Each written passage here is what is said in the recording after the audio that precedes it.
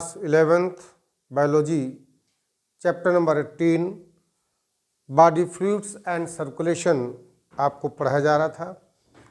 इस चैप्टर के अंतर्गत आपको बहुत सारी बातें अब तक बताई जा चुकी हैं। आगे समझने के पहले इसके पहले वाले वीडियोज़ को आप ध्यान से सुनेंगे, समझेंगे, तभी आगे की बातें आपको स्पष्ट रूप से समझ में आएंगी। आज इस चैप्टर के अंतर्गत हम सर्कुलेशन के बारे में, ब्लड सर्कुलेशन के बारे में बताने वाले हैं। इसके पहले आपने ब्लड के बारे में पूरा डिटेल पढ़ लिया है। ब्लड में प्लाज्मा में क्या क्या होता है, और कार्प सेल्स के अंतर्गत आरबीसी, डब्ल्यूबीसी और प्लेट सेल्स के बारे में पूरा डिटेल आप पढ़ चुके हैं। आज हम बात करते हैं ब्लड सर्कुलेशन की। आप जानते हैं कि एक व्यक्ति के शरीर में 5 से 6 लीटर लगभग ब्लड होता है, और ये ब्लड कहीं एक जगह इकट्ठा नहीं होता, इकट्ठा भरा हुआ नहीं रहता है। इस ब्लड का हमारे शरीर में लगातार परिसंचरण होता रहता है। आज इसी के बारे में हमें देखना है, समझना है। ब्लड परिसंचरण किस प्रकार से होता है। ब्लड परिसंचरण के लिए हमारे शरीर में हार्ट होता है, हृदय होता है। वो हृदय किस प्रकार से कार्य करता है कि हमारे ब्लड में शरीर को पहुंचाया जाता है और फिर वापस शरीर से हृदय में पहुंचाया जाता है। इसी के अंतर्गत आप आज समझने वाले हैं। परिसंचरण, जैसा कि आप जानते हैं कि हृदय के माध्यम से ही होता है, और वास्तव में परिसंचरण मुख्य रूप से 3 प्रकार का होता है। पहला कहलाता है खुला परिसंचरण, या जिसे हम ओपन सर्कुलेटरी सिस्टम कहते हैं, और दूसरा परिसंचरण कहलाता है बंद प्रकार का, या हम इसे क्लोज सर्कुलेशन के नाम से जानते हैं। और तीसरा होता है जो ओपन और क्लोज्ड का मिश्रित रूप होता है, जिसे हम मिक्स्ड या मिश्रित सर्कुलेशन के नाम से जानते हैं। ओपन सर्कुलेशन, क्लोज सर्कुलेशन और मिक्स्ड सर्कुलेशन, अर्थात खुला परिसंचरण तंत्र, दूसरा बंद परिसंचरण तंत्र, और तीसरा मिश्रित प्रकार का परिसंचरण तंत्र। तीनों प्रकार के परिसंचरण तंत्र अलग अलग प्रकार के प्राणियों में पाए जाते हैं। जैसे कि ओपन या खुला सर्कुलेटरी सिस्टम आर्थ्रोपोड्स में, घोंघा में, सीपी में, शंख में अर्थात मोलस्कन्स में, आर्थ्रोपोड्स और मोलस्कन्स में मुख्य रूप से ओपन प्रकार का सर्कुलेटरी सिस्टम होता है। अर्थात जब ब्लड का प्रवाह बिना किसी वेसल्स के, बिना किसी नलिकाओं के माध्यम से होता है, तो ऐसा ब्लड सर्कुलेशन ओपन या खुला परिसंचरण तंत्र पाया जाता है। आप जानते हैं कि तिलचट्टा, घोंघा, सीपी या शंख, इनमें ब्लड के परिवहन के लिए, रक्त के परिवहन के लिए किसी प्रकार की कोई नलिकाएं नहीं होती। इनके बॉडी कैविटी में ही ब्लड भरा हुआ होता है, ब्लड का फ्लो नहीं होता है, इसलिए इनमें किसी भी प्रकार का ब्लड प्रेशर भी नहीं होता है। रुधिर को ले जाने के लिए किसी प्रकार की कोई नलिकाएं भी नहीं पाई जाती हैं। इनके रुधिर को हम हीमोलिम्फ के नाम से जानते हैं। जैसा कि कशेरुकी प्राणियों में ब्लड का रंग लाल चटक होता है, क्योंकि ब्लड में आरबीसीज होती हैं, और आरबीसी में हीमोग्लोबिन उपस्थित होता है। हीमोग्लोबिन की उपस्थिति की वजह से कशेरुकी प्राणियों में ब्लड का रंग लाल होता है, जबकि इन प्राणियों में ब्लड का कलर लाल नहीं होता है। इनमें जो लिक्विड भरा होता है उसे हम हीमोलिम्फ के नाम से जानते हैं। इनमें हीमोसाइनिन नामक पिगमेंट उपस्थित होता है। तो ये ओपन सर्कुलेटरी सिस्टम में किसी प्रकार से ब्लड को ले जाने के लिए कोई भी डक्ट उपस्थित नहीं होती है। दूसरा आता है क्लोज्ड या बंद परिसंचरण तंत्र। एनिलेट्स में, एनिलेट्स आप नॉन कार्डेट्स में पढ़ चुके हैं, जिसके अंतर्गत अर्थवर्म या जोंक जैसे प्राणी आते हैं। तो एनिलिड्स में भी क्लोज्ड सर्कुलेटरी सिस्टम होता है, जिसमें ब्लड का फ्लो एक डक्ट्स के माध्यम से या ब्लड वेसल्स के माध्यम से होता है। तो सभी कशेरुकी प्राणियों में और एनिलिड्स में क्लोज्ड ब्लड सर्कुलेटरी सिस्टम उपस्थित होता है। तीसरे प्रकार का भी ब्लड सर्कुलेशन उपस्थित होता है कुछ प्राणियों में, खास करके फिश में, मछलियों में दोनों प्रकार का मिश्रित होता है, ओपन और क्लोज्ड। कुछ हिस्सों में इनमें क्लोज्ड सर्कुलेटरी सिस्टम होता है, जबकि कुछ हिस्सों में इनमें ओपन सर्कुलेटरी सिस्टम उपस्थित होता है।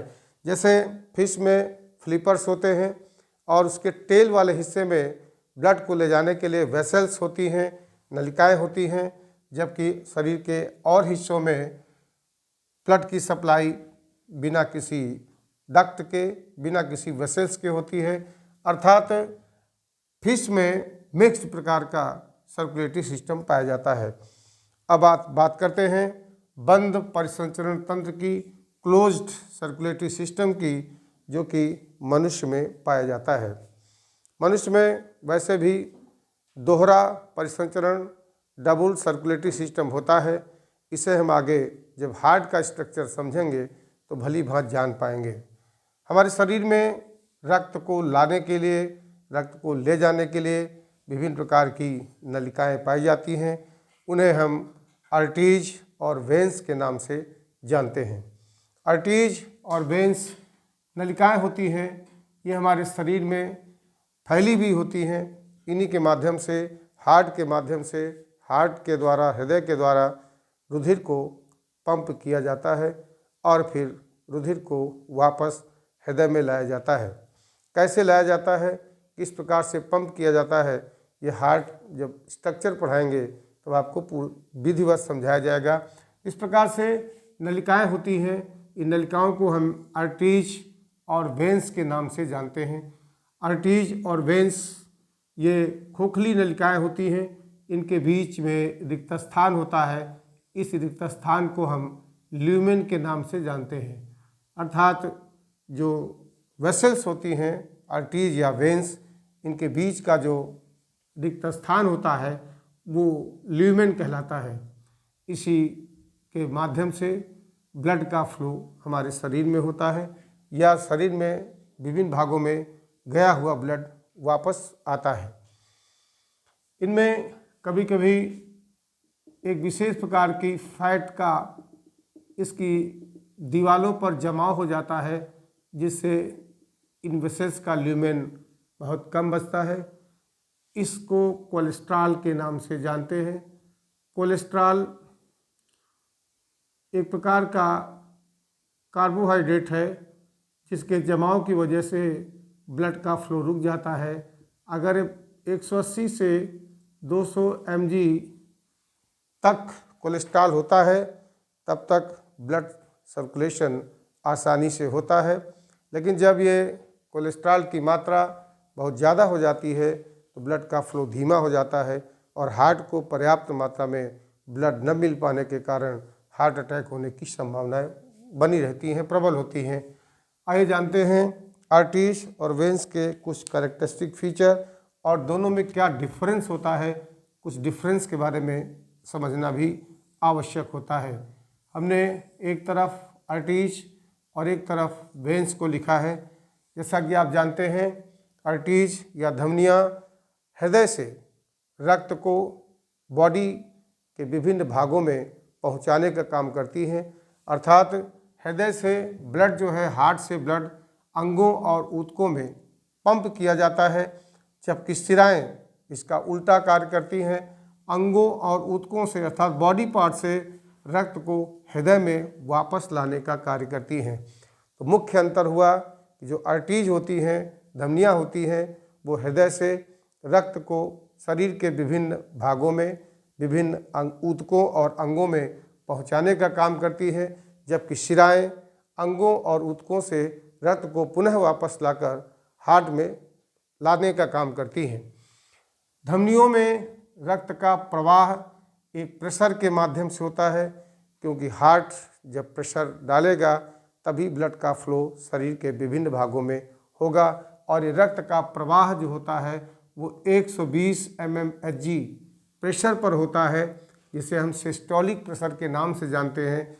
जब हृदय कंस्ट्रक्ट करता है, सिकुड़ता है, तो एक प्रेशर पड़ता है और उसी प्रेशर के दौरान रक्त विभिन्न भागों में पहुंचता है और ये प्रेशर, जिसे हम रुधिर दाब या ब्लड प्रेशर के नाम से जानते हैं, तो यह 120 mmHg होता है। जबकि शिराएं रक्त को वापस लाती हैं तो वहाँ पर रुधिर का दाब कम होता है और लगभग इससे 40 कम होता है। ये 80 mmHg होता है, जिसे हम डायस्टोलिक प्रेशर के नाम से जानते हैं। जैसा कि आप जानते हैं, एक स्वस्थ व्यक्ति के ब्लड प्रेशर की बात की जाए तो एक स्वस्थ व्यक्ति का प्रेशर 120/80 लिखा जाता है, जहाँ पर 120 सिस्टोलिक होता है। यह जब हार्ट रक्त को शरीर के विभिन्न भागों में भेजता है तो अधिक प्रेशर से भेजता है, यह सिस्टोलिक कहलाता है।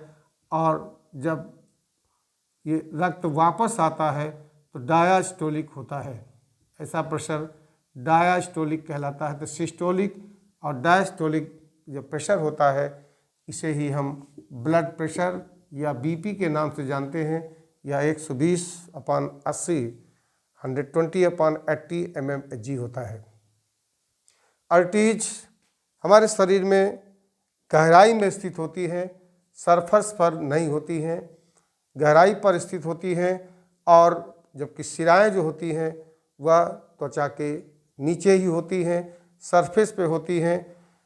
धमनियों में खास बात होती है कि जब रक्त का प्रवाह होता है तो पूरे फ्लो के साथ 120 mmHg प्रेशर के साथ रक्त का बहाव होता है। इसलिए इनमें बहाव में कोई रुकावट न हो, इसलिए आर्टरीज में किसी प्रकार का कोई वाल्व नहीं पाया जाता है। जबकि शिराएं ब्लड को वापस ला रही हैं। सपोज करिए हमारे पैरों से ब्लड ऊपर हार्ट की तरफ जा रहा है और ये प्रेशर जो है वो 80 mmHg है, जो कि सिस्टोलिक प्रेशर से काफ़ी कम है। तो अगर बीपी या ब्लड प्रेशर और डाउन हो गया तो रक्त ऊपर जा कर के वापस आ सकता है। इसलिए जो वेंस होती हैं इनमें वाल्व उपस्थित होते हैं ताकि ब्लड का फ्लो हो तो वापस पुनः ना आ पावे। तो और ख़ास बात क्या हुई कि जो वेंस होती हैं इनमें वाल्व पाए जाते हैं। धमनियों में या आर्टरीज में ब्लड का फ्लो 120 mmHg अर्थात काफ़ी अधिक प्रेशर के माध्यम से होता है। यह प्रेशर बढ़ भी सकता है, इसलिए इस प्रेशर को बर्दाश्त कर सकें, इसलिए धमनियों की दीवारें शिराओं की अपेक्षा मोटी होती हैं, जबकि शिराओं की या वेंस की दीवारें पतली होती हैं। धमनियों में मुख्य रूप से ऑक्सीजनेटेड ब्लड फ्लो करता है, इसलिए इनका रंग गुलाबी या चटक लाल होता है। जबकि शिराओं में डीऑक्सीजनेटेड ब्लड फ्लो करता है, इसलिए इनका जो कलर होता है वो ब्लूइश या वायलेट कलर होता है।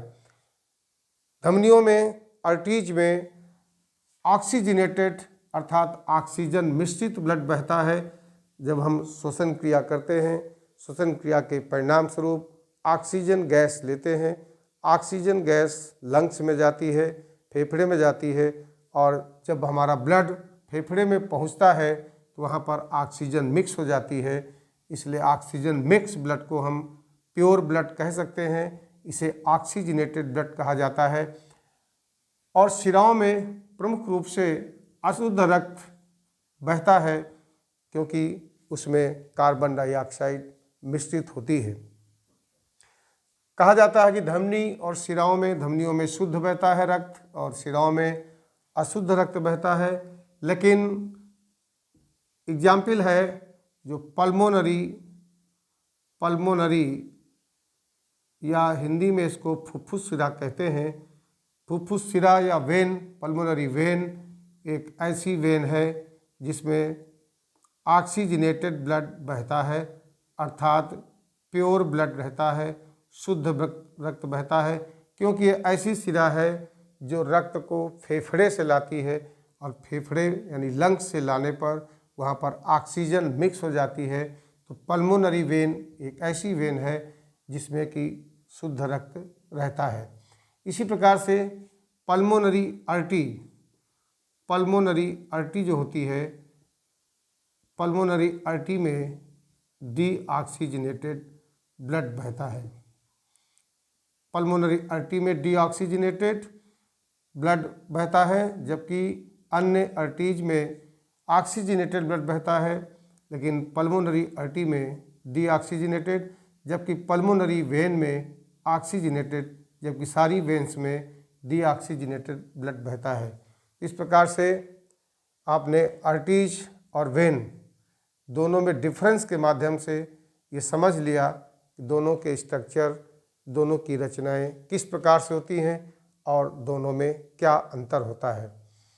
इस तरह से आपने देखा कि आर्टरीज हार्ट से विभिन्न अंगों और ऊतकों में रक्त को पहुंचाने का कार्य करती हैं, जबकि शिराएं अंगों और ऊतकों से रक्त को वापस हृदय में पुनः लाती हैं। धमनियों में जो रुधिर का प्रेशर होता है, ब्लड का प्रेशर होता है, वह 120 mmHg होता है, जबकि शिराओं का प्रेशर 80 mmHg लगभग 40 कम होता है। धमनियाँ हमारे शरीर में गहराई पर स्थित होती हैं, जबकि शिराएं त्वचा के नीचे उपस्थित होती हैं। धमनियों में किसी प्रकार का कोई वाल्व नहीं पाया जाता है, जबकि शिराओं में यानी वेन्स में वाल्व की आवश्यकता होती है। वाल्व जरूरी होता है, इसमें वाल्व उपस्थित होते हैं। धमनियों की शिराएं काफ़ी मोटी होती हैं, जबकि शिराएं जो वेन्स होती हैं, धमनियों की जो दीवारें होती हैं वो मोटी होती हैं, जबकि शिराओं की दीवारें धमनियों की अपेक्षा काफ़ी पतली होती हैं। धमनियों में गुलाबी रंग या चटक लाल रंग लिए होती हैं, जबकि शिराएं ब्लूइश कलर या वायोलेट कलर की होती हैं। और आर्टरीज या धमनियों में ऑक्सीजनेटेड ब्लड अर्थात प्योर ब्लड बहता है, ऑक्सीजन मिक्स होती है, जबकि वेन्स में या शिराओं में कार्बन डाइऑक्साइड मिश्रित होने के कारण यह डीऑक्सीजनेटेड होता है। धमनियों में से शुद्ध रक्त वैसे बहता है, लेकिन पल्मोनरी आर्टरी में इम्प्योर ब्लड होता है। शिराओं में वैसे अशुद्ध रक्त बहता है, लेकिन पल्मोनरी वेन में रक्त शुद्ध बहता है, क्योंकि पल्मोनरी फेफड़े से लंग से रक्त को लाती है। लंग्स से रक्त को लाने के कारण इसमें ऑक्सीजन मिक्स हो जाती है, इसलिए पल्मोनरी वेन में ऑक्सीजनेटेड ब्लड होता है। इस प्रकार से धमनी और शिराओं में क्या डिफरेंस है, आर्टरीज और वेन में क्या डिफरेंस है, इसको आपने समझ लिया। आइए मोटे तौर पर जानने का प्रयास करते हैं कि हमारे शरीर में ब्लड का सर्कुलेशन कैसे होता है इन आर्टरीज और वेन्स के माध्यम से। देखिए, हार्ट जैसा कि आप जानते हैं, मनुष्य के हृदय में 4 चेंबर होते हैं, 4 चेंबर्स होते हैं। इसमें से 2 आर्किल और 2 वेंट्रिकल, लेफ्ट आर्किल और लेफ्ट वेंट्रिकल, राइट आर्किल और राइट वेंट्रिकल। ऊपर की तरफ का जो ऊपर की तरफ वाले हिस्से को हार्ट के बेस कहा जाता है, नीचे वाले हिस्से को एपेक्स कहा जाता है। 2 वेंट्रिकल और 2 आर्किल हैं। इसके स्ट्रक्चर के बारे में आपको अगले वीडियो के माध्यम से समझाएंगे। कैसे फ्लो होता है, फिलहाल हमें ये मोटे तौर पर जान लेना है कि how the blood circulation takes place in our body. सबसे पहले रक्त जो हार्ट के द्वारा पंप किया जाता है वह महाधमनी में पहुंचता है, जिसे हम अरोटा कहते हैं। महाधमनी के बाद महाधमनी छोटे हिस्सों में बदल जाती है और छोटी होती है, जिसे हम धमनी या आर्टरी कहते हैं। आर्टरी फिर आर्टियोल में और छोटी धमनियों में परिवर्तित होती है, और फिर ये छोटी धमनियाँ छोटे छोटे हेयर लाइक स्ट्रक्चर में चेंज होकर के एक नेटवर्क बना देती हैं, जिसे हम कैपिलरीज कहते हैं। कैपिलरीज शरीर के हर एक हिस्से में पहुंचती हैं, ब्लड की सप्लाई करती हैं, क्योंकि ब्लड हमारे शरीर की हर एक सेल को आवश्यक होता है, क्योंकि जो श्वसन क्रिया में हम ऑक्सीजन लेते हैं वह ऑक्सीजन ब्लड में ही मिश्रित होकर हमारे शरीर के विभिन्न टिश्यूज में, विभिन्न ऑर्गन्स में पहुंचती है, क्योंकि हर एक सेल को ऑक्सीजन की आवश्यकता होती है। और फिर यह कैपिलरीज वेन में पहुंचती है, वेन से जुड़ती है छोटी सिरा से, छोटी सिरा फिर महासिरा, महासिरा जिसे हम वेना केवा कहते हैं। वेना केवा में जो ऊपर वाली vena cava inferior vena cava, और जो नीचे होती है ऊपर वाली को सुपीरियर वेना केवा, और नीचे जो वेना केवा होती महाशिरा उसे हम सुपीरियर वेना केवा के नाम से जानते हैं। इस प्रकार से ब्लड फ्लो की बात करें तो अरोटा में, अरोटा से अर्टी में, अर्टी से अर्टियोल में, अर्टियोल से कैपिलरीज में, कैपिलरीज फिर वेन्स में, और वेन से फिर वेना केवा में, वेना केवा से हार्ट में ब्लड पहुंच जाता है। इस प्रकार से मोटे तौर पर हम ये कह सकते हैं कि ब्लड का सर्कुलेशन आर्टरीज और वेन से किस प्रकार से होता है, धमनी और शिराओं से रक्त किस प्रकार से पहुंचता है। हार्ट के द्वारा पंप किया हुआ ब्लड अरोटा के माध्यम से आर्टरीज में, आर्टरीज से अर्टियोल में, अर्टियोल से कैपिलरीज में, और फिर वापस कैपिलरीज से छोटी शिराओं में, छोटी शिराओं से फिर महाशिरा में ब्लड का सर्कुलेशन होता है। इस प्रकार से छोटी शिरा से फिर शिरा में, छोटी शिरा के बाद फिर शिराएँ आती हैं, शिरा में यानी वेन में, और वेन से फिर महाशिरा में ब्लड का सर्कुलेशन होता है। यह ब्लड सर्कुलेशन का फ्लो कैसे ब्लड का होता है इसको मोटे तौर पर आप जानिएगा, तभी हार्ट के माध्यम से किस प्रकार से ब्लड बॉडी के विभिन्न भागों में पहुंचता है इसके बारे में तभी आप समझ पाएंगे। अगले वीडियो के माध्यम से हम हार्ट की स्ट्रक्चर के बारे में डिस्कस करेंगे और ये भी बताएंगे हार्ट में किस प्रकार से ब्लड का फ्लो होता है, हार्ट की पंपिंग कैसे होती है, हार्ट में कौन कौन से वाल्व होते हैं, इनके बारे में डिटेल स्टडी करेंगे। आज के लिए इतना पर्याप्त है। शेष अगले वीडियो के माध्यम से एक बार पुनः आपको हार्ट के स्ट्रक्चर और हार्ट में कैसे ब्लड सर्कुलेशन होता है इसे बताने का प्रयास करेंगे। Thank you.